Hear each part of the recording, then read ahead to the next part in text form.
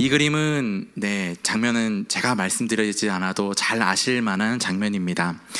의심하는 도마, 카라바조의 그림입니다. 아마 부활이라는 주제랑 가장 연결성 있고 유명한 작품까지는 아니지만 이 장면만큼은 수많은 사람들이 알 것 같아요. 그런데 이 그림을 그린 카라바조가 아주 독특한 사람입니다. 잘 아시죠? 워낙에 많이 나눴기 때문에 매너리즘 혹은 마니에리스모라고 하는 그림의 풍을 가지고 그린 작가입니다. 르네상스 이후에 새로운 미술 양식의 아주 대표적인 화가입니다. 마니에리스모는 당시 주류였던 아주 밝고 균형 잡힌 그런 미술에 반기를 들었습니다.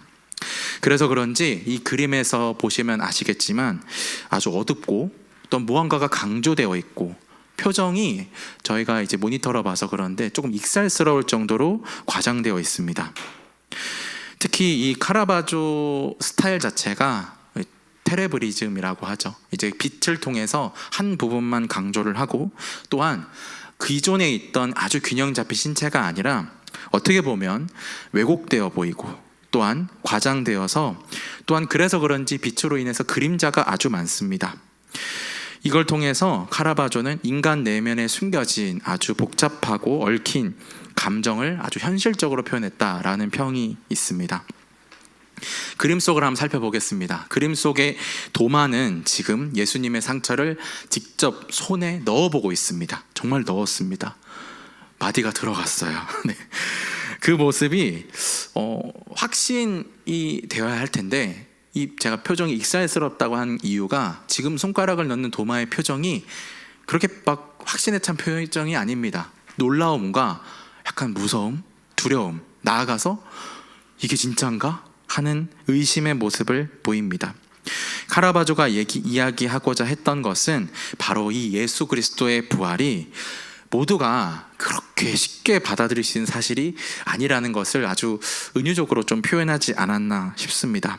사실 그런 의미에서 누구나 도마처럼 이런 현장에서도 의심을 할 수 있다는 메시지를 주고 있죠. 오늘 본문 누가복음 24장은 혼란을 겪고 있는 두 제자가 나타납니다. 엠마오로 가던 두 제자는 자신들이 믿고 의지하던 그 메시아 예수 그리스도가 처형당했다는 소식을 들었겠죠. 그 자리는 없었으니까요. 그리고 또한 그분이 부활했다는 정말 믿기 어려운 소식을 들었습니다. 그 길을 걸어가며 둘이 아주 깊은 고민과 의심 가운데 있었습니다. 그들은 길을 걸어가며 많은 이야기를 했습니다. 그 이야기에 대해서 성경은 다루지 않지만 아마도 놀라움과 또한 의심, 혼란스러움을 가지고 이야기를 했을 것입니다. 그런데 갑자기 부활하신 예수님이 그들 앞에 나타납니다. 예수님께서는 이 의심하는 두 제자와 함께 동행하십니다. 그리고 성경을 자세히 풀어주시며 설명해 주셨습니다.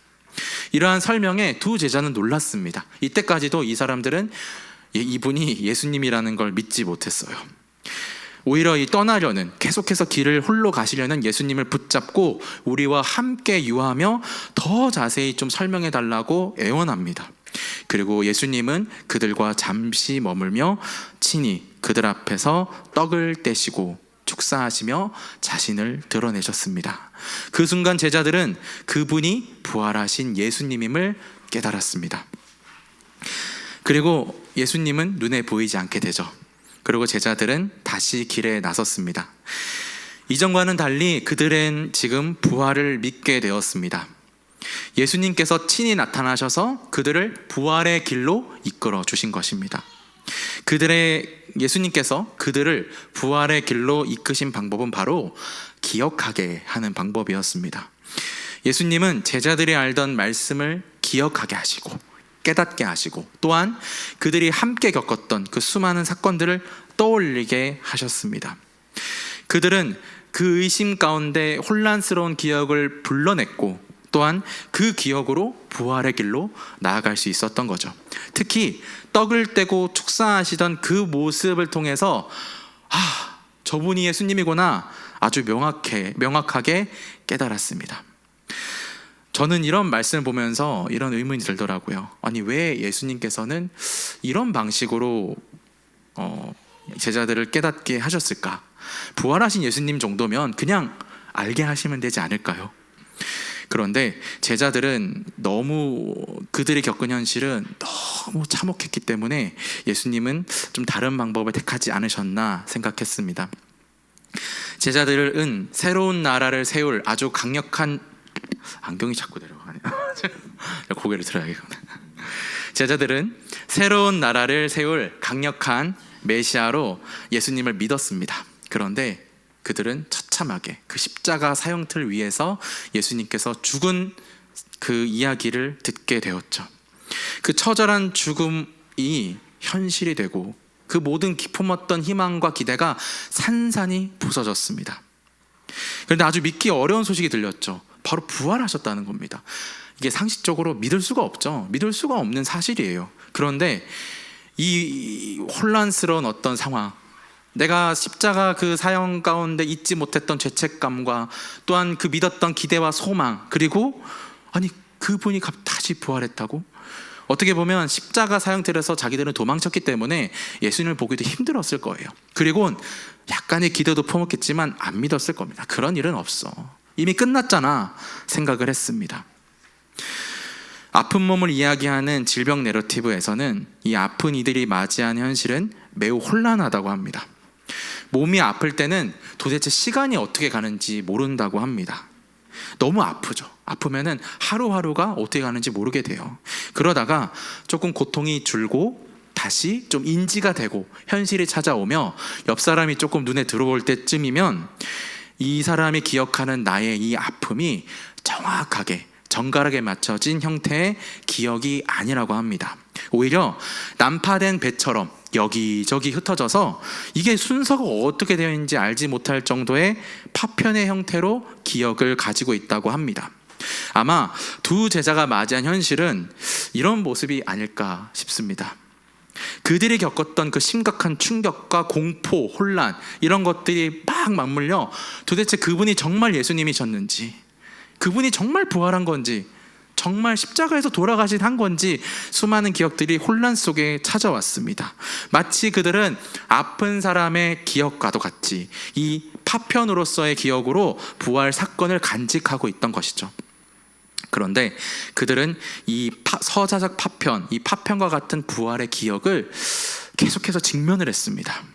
예수님이 나타나기 전까지도 계속 자기들끼리 얘기를 했어요. 그 말은 뭔가 얘기를 해야겠다는 생각, 이 기억을 정리를 좀 해야겠다는 생각에 이야기하려 애썼습니다.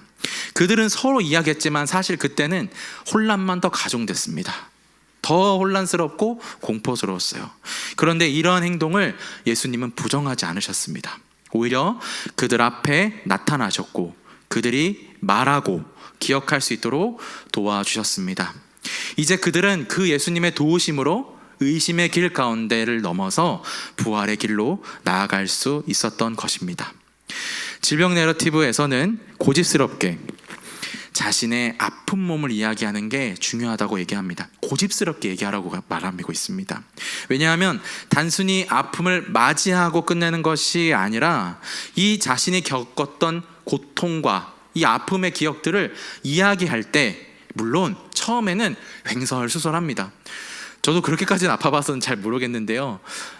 저 가까운 분이 이제 암에 걸리셨었는데 옛날 기억을 막 치료받았던 과정을 얘기를 잠깐 해주셨는데 도대체 앞뒤가 맞지 않아요. 저도 듣는 사람으로서 무슨 말을 하는 거지? 혼란스럽기만 합니다. 그렇게 아픈 것을 얘기하는 거는 그냥 혼란만 가중시킬 뿐이에요. 하지만 이 과정이 나의 몸, 이 질병을 경험하며 아픔을 통해 새롭게 변화된 이 몸을 제대로 받아들일 수 있고 나아가 이 아픔을 통해 이 나의 삶에만 머무는 것이 아니라 타인의 삶을 향해 나아가는 윤리적 삶으로 살 수 있다고 말하고 있습니다.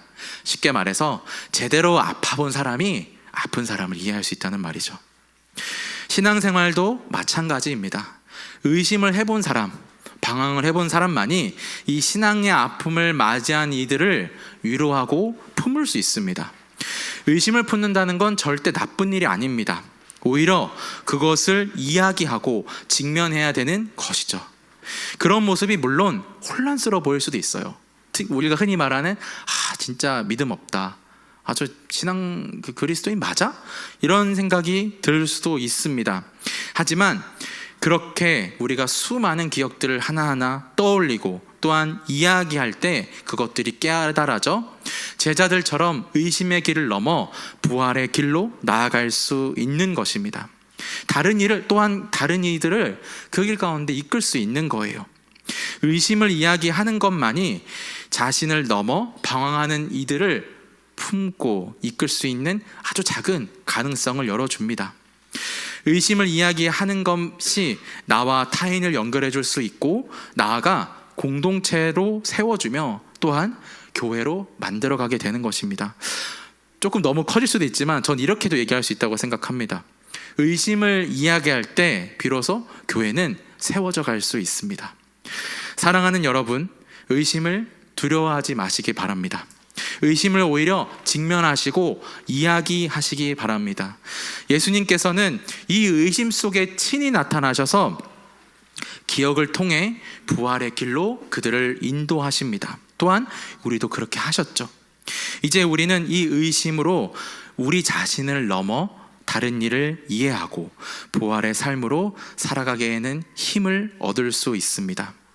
의심을 품고 살아가는 그 부활의 길만이 하루하루 흔들리며 걸어가는 나를 제대로 바라볼 수 있게 하고 함께 걷는 이를 바라보게 하며 또한 꺾이지 않는, 흔들려도 꺾이지 않는 진정한 교회, 부활의 공동체로 세워나갈 수 있을 것입니다.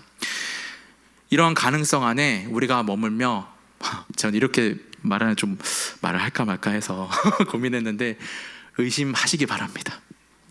혼란 속에 머무시기 바랍니다. 그리고 교회에서 또 가까운 그리스도인 사이에서 적극적으로 이야기하시기 바랍니다. 정죄하지 마세요. 누구나 다 그런 길 가운데 있고, 또한 그 가운데에서 우리는 부활을 다 받아들이긴 어렵잖아요. 이걸 난 완전히 믿고 있어, 이렇게 말할 수 있는 사람은 매우 드물 겁니다. 저도 그런 것 같아요. 하지만 그 의심마저 품으시는 예수 그리스도의 마음, 하나님의 모든 것을 품으시는 그 마음 가운데 설 때 우리는 비로소 이렇게 고백할 수 있습니다. 하나님, 나는 의심하지만 주님을 신뢰합니다. 주님, 나는 다 알 수 없지만 하나님을 확신하고 하나님만을 의지할 수 있습니다. 이러한 믿음의 고백이 우리 삶에 더욱더 드러나기를 소망합니다. 우리 함께 찬양하며 말씀을 기억하며 나아가도록 하겠습니다.